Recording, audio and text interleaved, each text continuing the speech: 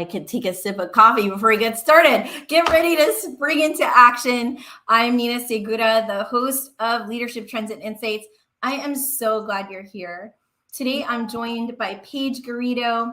She is the Associate Director of Executive Education at FAU's College of Business.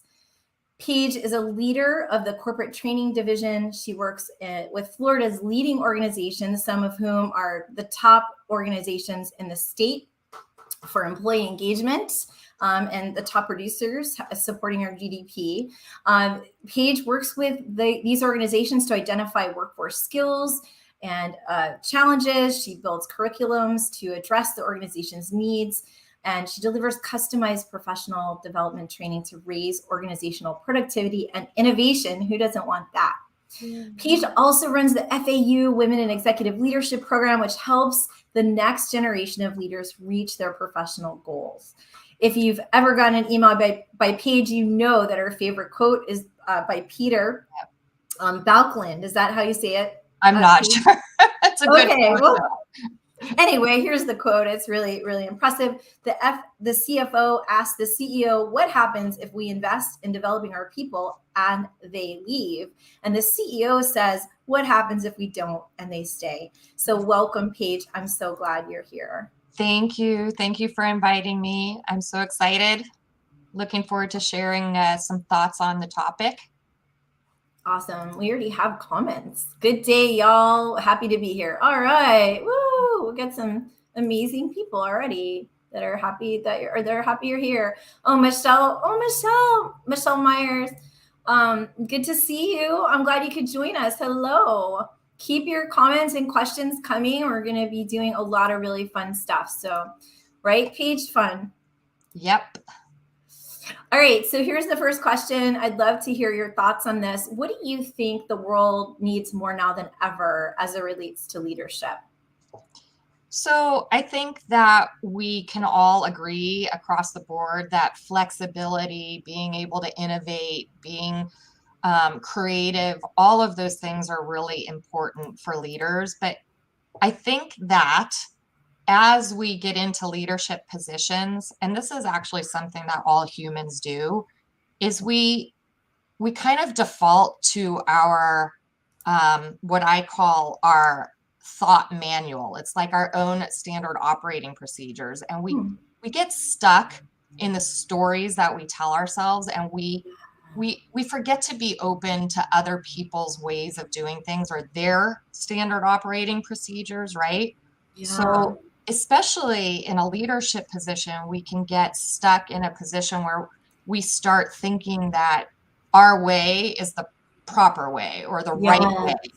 And, you know, to a certain extent, we actually even hire people or promote people based on if we like how they think. Like we like people that do it our way. We kind of, you know, back off and remove ourselves when we don't feel like the other person is doing it our way. But I think that for leaders today to be truly successful, we need to start we need to stay. Some leaders are very good at it. Some leaders stay open-minded. But as a general rule, we have to stay open-minded. And I saw this bumper sticker on the way into work today, and I was like, yes, that's exactly what this whole point is about. The bumper sticker said, don't believe everything you think.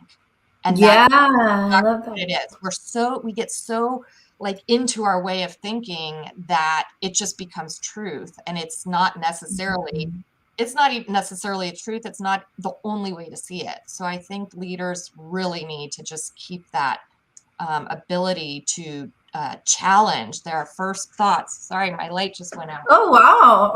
Oh, good. We're saving here. So the best leaders are curious. You're reminding me of Ted Lasso. I don't know if we have any Ted Lasso fans listening in. And he was talking about that he was in a the bar, they were playing darts for something very important. I'm not sure what it was. And so he's playing with his right hand, and he said, you're reminding me of a Walt Whitman quote that says, "Be curious." And he talks about the person had judged and didn't even ask him if he knew how to play darts. And as he was playing darts, he was doing really well, hitting the inner rim. Yeah. And then he goes, "Oh, by the way, I'm left-handed." And he hits the bullseye with his left hand and then wins the whole, basically wins the team back, I think, if I remember correctly. Yeah. And so you're reminding me, this is being curious is also, in my mind, part of what the world needs as well, because it's part of the feminine way of leading, regardless of gender, the more softer way. So I love that you're saying that. Was there more? I have more. I think we'll cover it as we go through the conversation here. But I think just realizing that not being stuck in everything we think being true, being the only way to do it.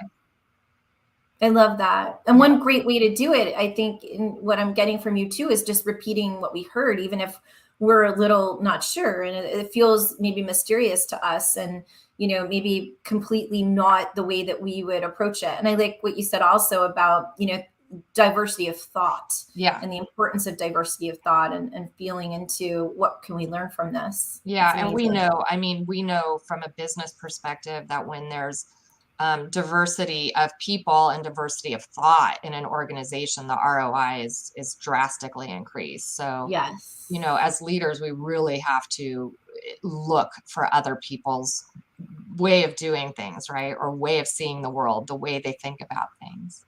Would you consider that that's maybe an old paradigm of leadership that gets in the way? So for sure. So the old paradigm is top down. I'm right, you're wrong. My way or the highway. If you don't like it, you can leave. I don't think we've seen that for a long time now, but some of us grew up with that, and so there are still remnants of it. But I think that the paradigms of being the authoritative leader, we're going to get rid of that as we go into the future. It's going to be emotionally aware leaders. And I really see it as kind of a 4-point challenge for leaders. And if I can just go down the 4 points. The first one, like I said, is challenging their thoughts, making sure they're staying curious, making sure they're staying open, making sure they're not judging people based on their own manual, their own way of doing things. But the second one is interesting, is ask yourself, are your thoughts even true about you, right? And that's kind of a bizarre thing to say, but we tend to believe what we think, right? And I'll just give a little example. I have a colleague who has flat out told everyone in the office that you can't be successful if you have a messy desk, right? So that's funny, particularly funny, because his desk is messy. But he makes 6 figures. He has a job he loves. He owns his own home. He has a family that he loves. So for all of us looking in, he's successful, right? Like he's very successful in the overall scheme of things. But if you talk to him on a one-on-one basis, he says, I'm not successful. And he's putting it all because, some weird message he got as a kid that you have to have a clean desk to be successful. And he can't manage to keep his desk clean. But that's a true belief for him. Yeah, he really is. That is so true. It's ingrained in him. And all he's doing with that thought is negating the success that he has. He's not even letting himself experience that success. I love that. So, I think that leaders have to catch their thoughts and say, is that actually true? Does the evidence actually support that? And I have so many examples, but it's often not true. Your little negative stories you say about yourself are not true. So then the third step that I think that we have to work on as leaders is to analyze your shoulds. And shoulds are like, I should do this. I should answer all these emails. I should look this way. I should coach Little League. I should do this. I should do that. And we walk around all day just totally burdened with all these shoulds, right? Yeah. So I think we need to analyze our shoulds and say, are they sabotaging me or are they supporting me? Mm. Sabotaging shoulds are the ones that make you feel exhausted. You're just tired, it's just heavy, it's guilty, and you never feel like you can come out from under it. And a Yeah. supporting should is something that you think you should do, but you feel good when you do it. You feel happy that you accomplished it. Mm. And I think like exercise is a good example of this, Mm. right? Like for some people, the thought I should exercise more makes them want to like crawl in a hole and die. It's just so overwhelming. It's so big. They can't deal with it. But for some people, that same thought, I should exercise more, it's motivating. They're like, yay, I exercise. I'm so glad. I'm proud of myself. So Huh. the shoulds that we carry around with us as leaders aren't necessarily good or bad. But we have to know which ones are helping us and which ones are harming us. So I think it's really just super important to take some of that pressure off, because the leaders, and Nina, I'm sure you know this. I know I work with a lot of people that experience the same thing. Leaders get to a point in life where they are always striving for more. They're striving to do Mm. better. They're striving to get the perfect product or make the most Yeah. sales or Yeah. be the best leader. And all of those really are shoulds. I should do this because I need to reach my goal. I should do this because it'll make me a better leader. But that can be totally exhausting.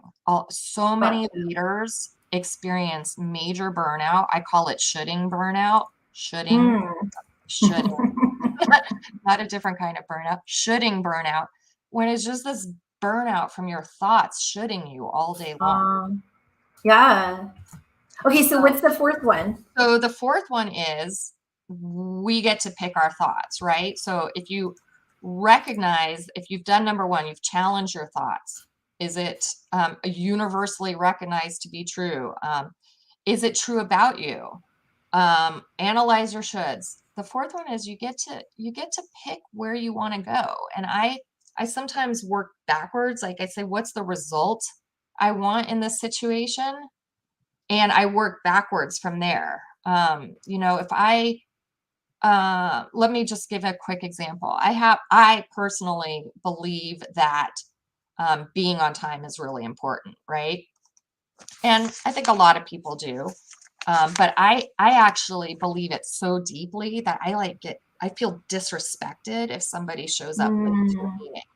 Yeah. So, I think that we all understand that um, there are cultures and places in the world where being on time is not necessarily all important. Right. We all have friends and colleagues that show up late, but they're still a very valuable part of the team. They have great skills, or they offer something to the team. But when I go into a meeting and someone's late, if I choose to think that they're disrespecting me, Yeah. then the result of the meeting is going to not be what I want. Yeah, because I'm you're going to holding have on to a cruddy, that. Right. I'm going to have a Yeah. cruddy attitude. That vibe is going to come off to them. They're going to feel like defensive. Sure. So if I instead of thinking they're disrespecting me, what if I think, oh, Bob has a different way of doing things than I do? Yeah. Or, Susie must have had something that held her up. Those thoughts allow for a little grace and a little compassion. It's not personal against me. They weren't trying to disrespect my time. And I'm able to totally course correct, not stay stuck in resentment. And I'm able to have a really productive meeting because I just really just changed a thought like that. Like just a little switch of how I interpreted something allows me to have a much more uh, productive meeting and even maybe an enjoyable experience instead of being cranky with them, right? I love that. So be curious and challenge our thoughts. Yep. And then I think I confused 1 and 2 because I thought 2 is something different. And then 3 is analyzing ourselves. Is this a supporting should So or number not? 1 is challenge your thoughts. Okay. Number 2 is, are your thoughts even true? Oh, okay. Are they true about you? Are they like, does the evidence support what you think about yourself? Is it really true? Okay. And I'll tell you what, leaders are so hard on ourselves that is rarely true. That's the spoiler alert. Our thoughts, I'm disorganized, I'm bad with money, I'm a procrastinator. All of those thoughts, when you actually talk to your colleagues or do an assessment where your colleagues rate you or assess you, you'll get people that are like, you're great with money, you're a wonderful financial person, or you're a great people person, or so your own impression of yourself is not always it's not always on target. So Got it. and Okay. number 3 was analyze your shoulds. Yep, got Do they that. support you? Do they sabotage you? And decide which way, where do you want to stay there? And number 4 is pick a thought that supports you I love that. and That's gets better awesome. results. Yeah. That's good. We have also Carol Boston. She says that I get my clients to take should and shouldn't out of the vocabulary completely. And because I've never heard that before, supporting shoulds, but I like it. I like it's a different way to say it. Joseph Sacco says respecting other people's time can be dictated by the corporate culture. If the lax culture needs to be improved upon for productivity, then it needs to be addressed for the sake of the group. I love that. That's fantastic. Yeah. Yes, so good. Yay. And Michelle says she loves this. Oh, thanks, Michelle. Keep feedback coming like that. If you don't agree, keep that feedback coming too, right? That's what we're talking about. We're okay with other opinions here. I'm staying open. I'm staying curious. Staying curious and open. And my way is not the highway. It's a good way to, they're thinking the other day about women leaders, and there's in the old folklore, there's Rhea, the goddess of flow, the flow and being, trusting the process. And I think that that's something that, leaders could learn from as well as, the old, kind of mythology of Mama Kocha, water, and the moon doesn't exist, right? We think about the sun, but we also, what about the moon? What about the darkness that we can step into that mystery, right? And I think that there's so much there as well. Okay, so tell me more. So when you think about these things, let's imagine that we live in a world where people are challenging their thoughts. They're really taking the time to be curious if these thoughts are true. They're analyzing what these thoughts are, and then they're choosing their thoughts. So let's imagine for a moment that exists. What would be one prediction you have for leadership in the future? Like, what could even be beyond that? I think that the prediction, I think it will happen no matter what, even if people don't follow that my little 4-point plan. But I think that future leaders are going to become much more emotionally aware. I think the ability, we call it, in this, it's emotional intelligence is like the buzzword right now in leadership, but being able to analyze yourself, recognize how what you think or do affects the results, affects other people on your team. And then beyond having that introspection in yourself, being able to read other people is a very important skill. We know this. All the literature and all the research supports that. Being able to understand the people on your team, whose mother is sick, whose daughter needs to be picked up early, all the different challenges that your team is experiencing outside of work. I think the pandemic sped this process up enormously because we all realized that work is not 24/7. Right. And we have families and we have hobbies and we have life outside of work.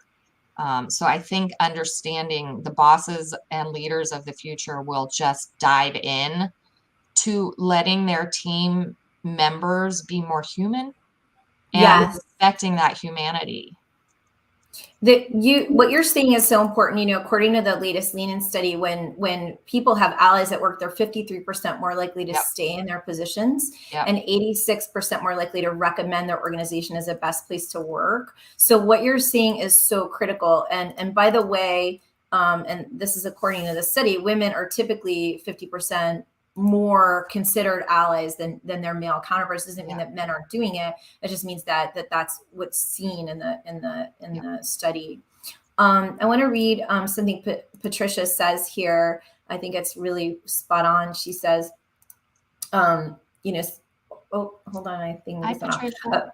Hi, Patricia. Spot on with emotional intelligence affects all areas of our life. Great conversation. And then you said something else, which I thought was fantastic. Actually, that's the one I wanted. Trusting the process starts with trusting yourself, which is always something to work on. I think that is so key, because as people, sometimes it's really debilitating to think that the problem is out there. When I start blaming the culture, when we get into us versus them, it's really not very empowering. But when what she's saying is so true, when I can trust myself to be with that opposing thought, or to be that person that can bring, two opposing sides together somehow, that really is, I think, what I think is kind of one of the essences of your messages as well, is to think about, being that leader that's creating that change. Yeah. And also, Nina, Patricia and I have talked about this in some detail, and we have learned in some aspects from the same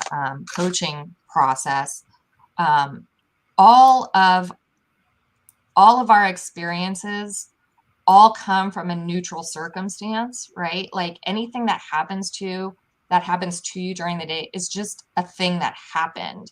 There's no value to it until you put a thought to it. You and I could go through the exact same experience and come out of the experience with you feeling anxious and me feeling happy, because you put a thought to it that was stressful, or, my boss doesn't like me, or my boss is harassing me, or whatever your thought is. And I'm like, oh, that was really constructive feedback. I'm so excited for how I'm going to work with that comment. Yeah. So almost everything we deal with is totally a neutral circumstance. It depends on the thought that you put to it, of how it influences your feelings, how it influences your actions, and then the results. What are you, if a boss from your email causes you stress and anxiety, your result is going to be way lower, way less productive than my result, because I'm like, oh, yay, now I know how he wants me to do it. Right. Yeah. So it's funny, listening to you now. You scored on our modern leadership assessment, you scored innovator. Yep. And it's so prevalent in what you're saying. You're like, yeah, I just co-create and I yes and whatever's going on, and I create something new from it. And yeah, I that assessment, it cracks me up. It was me on every level. So one of the words that was in the description was playful. And I told you earlier that playful is like a guiding focus for me. So when I read and went into my assessment, I was like, that's pretty on target. And it's what the world does want more now than ever, based on all the interviews that we did. And to hear you say, that you're continuing to stretch yourself into that fun version. I think that's bringing so much joy to your workplace. Right. Yep. And I love it. I'm so happy for the people that work with you. And I get to be one of them once a quarter, right, as an adjunct professor. I think we have a couple more questions, and I want to respect your time as well. What do you think is one of the best ways for senior leaders to support and keep good people in leadership roles? I think this just piggybacks on what we've been talking about, really actually engaging with people and making them feel valued, making them feel heard. And not only making them feel valued and heard, but then being able to deliver on that, right? Like if an employee is stressing because of not enough resources or not enough people on her team, can you make that happen? So it's listening and following through on what your team needs. I love that. So as we can, as we're reflecting and maybe even rephrasing what people are saying, to really make sure that we're acting on what we can and not just lip service. If you and I were making dinner, do you have to go? No, my light keeps going off because we're. I didn't see. I thought one of your cats. I know you have a lot of cats. No, sorry, it goes off every few minutes if I don't move enough. Funny. Well, that's not bad. That's probably pretty motivating. It's a good system, but. Last and final question, unless there's anything else, and please put your questions in the chat. We're just about ready to wrap up. If you and I were making dinner, going out for dinner with one of your favorite people, alive or dead, real or made up, who would it be, and what would we be doing or making? Well, I have to say that my favorite person is my partner. So I would love to do any dinner with him, but probably Taco Tuesday and some Corona beers, and that sounds like a perfect evening. Oh, I'm going to ask you later where your favorite taco place is, since we live somewhere. All right. Well, that's all, everyone. Let me just check the comments. Ishel says, self-awareness is key. Once you can tap into your thoughts and mental and physical reactions to certain situations, your capacity for compassion increases. Yeah, and that makes the world a better place for sure. Let's see, there's more comments. Thank you both. Really love the topic. Aw, we're glad you came, and thank you for being so supportive. Paige, thank you so much. Before we go, last and final is that we are, if you are interested in transformation as a leader, I'm going to put in the chat management and leadership programs and curriculums that FAU has. And, for all. And I know that the Women in Executive Program is particularly amazing, because that is where I know I support. But as you all know, FAU has come as one of the best schools, right, in South Florida. Yes. So please join, please check it out. If you know someone who would be supportive of the program or might get value from the program, please go ahead and click on the link. And then if you're interested in meeting with me and having virtual coffee, I'm going to go ahead and put my link in the chat, and we'll get to know one another. Paige, thank you so much. It's an honor and pleasure to be in your presence and to support you with the good work you're doing in the world. Thank you for being so supportive of everything we've put together with the Women in Executive Leadership Program. It's great, and you're a huge part of it. So thank you very much. Thank you. Bye, everyone. Bye.